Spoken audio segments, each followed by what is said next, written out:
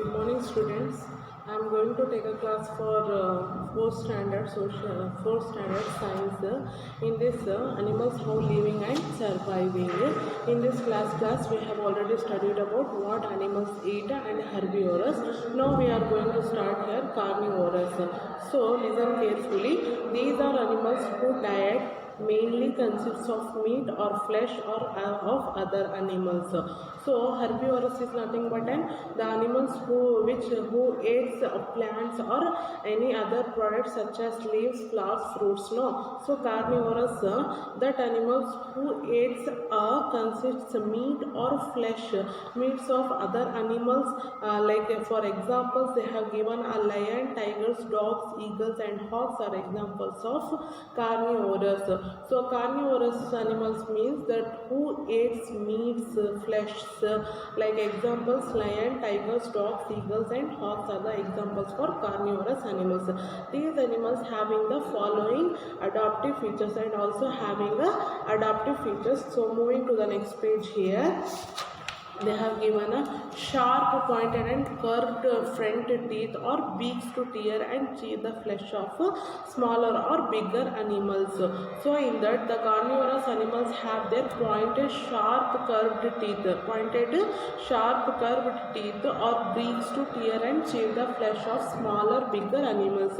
Smaller or other bigger animals to chew, they having a small sharp teeth to chew.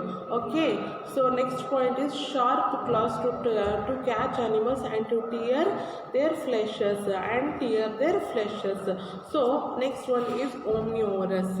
Omnivorous animals means animals that can eat both plants and animals are called omnivorous. So herbivorous is nothing but the animals who eat plants, leaves, etc. And the carnivorous animals is nothing but they eat meat, fleshes. Like examples they have given lion, tigers, hawks, like that. Omnivorous is nothing but the animals who eats both plants and animals also is nothing but an omnivorous.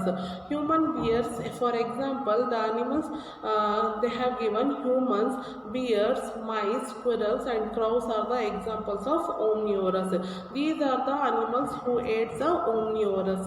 Next one is parasites.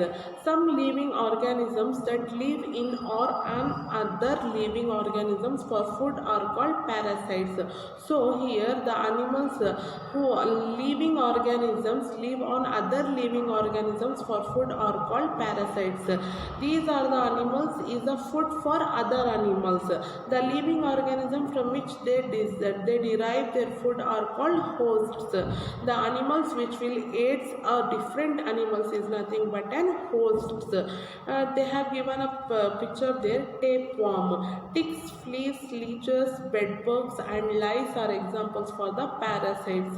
These are the animals which will are the examples for the parasites. Tapeworm is a parasite that can live in the body of host and human beings. These are the tapeworm is nothing but and they have given picture here that animals which will live in body or human beings human beings in under there they can live. Parasites cause harm to and host. They have adaptive features such as suckers of sucking tubes to suck blood from their host or it is nothing but from the body of human beings or from the body of animals they can live in their own. Next, scavengers. Scavengers is nothing but animals that feed mostly or dead animals and plants are called scavengers. The scavengers is nothing but mostly on dead animals and plants are called scavengers. Which animals which will dead in there that eat it is nothing but scavengers. Here hyenas, owls, jackals, eagles, vultures, and hawks are the examples for the scavengers. These animals which will eat a dead animals is nothing but scavengers. These animals have adaptive features such as powerful jaws and sharp teeth. These animals also having a sharp teeth to tear and eat flesh of dead animals, to tear a fish, to achieve a meat or and flesh of dead animals, is nothing but an scavengers.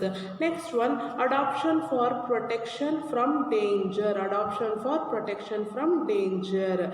It is very important for animals to protect themselves and live long enough to reproduce. So here adaptation for protection from danger. They having a protection from danger also. It is very important for animals to protect themselves. They having a very importance to protect themselves only and live long. They want to live long. They want to its own protection. Let us learn about the 3 common ways by which animals protect themselves from their enemies. They having a enemies, to protect them they will protect their only own and live long. Moving to the next page here. Deer and kangaroos run very fast to escape from their enemies. Here deer and kangaroos, you have already known the animals which will run very fast to escape from their enemies. Buffaloes and elephants stay in groups to protect themselves from the attack of enemies. Buffaloes and elephants can't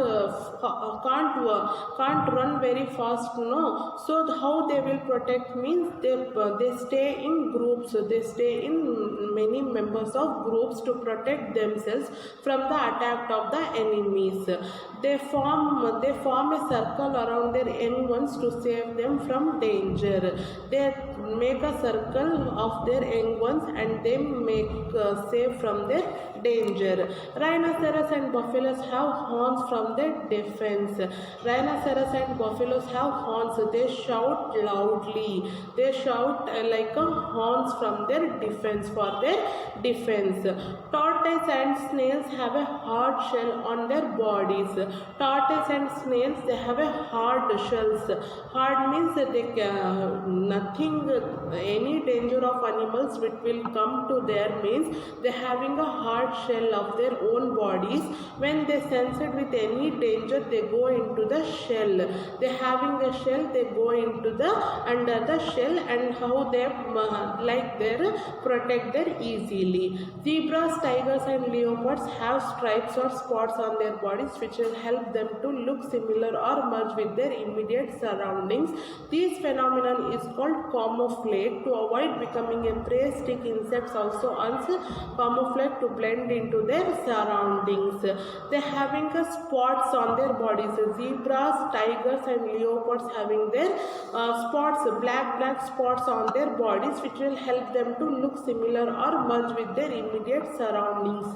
They can easily find out they're having a danger, so it can be easily they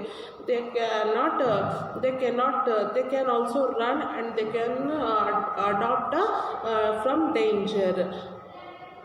Porcupines have sharp spines on their body that keeps the predators away. Porcupines have a sharp spines. Sharp spines means they having a sharp teeth spines and their predators away. So pufferfish or blowfish has a unique defense. These are the one type of animals. Pufferfish or blowfish has a unique defense mechanism to scare away predators. When the pufferfish is threatened, inflates its body with their exposing the long sharp toxic spices. This normally frightens the predator. They having a sharp predators, scares, unique defense. They having a unique defense. You can see the picture of pufferfish with the spikes. They having a sharp spikes.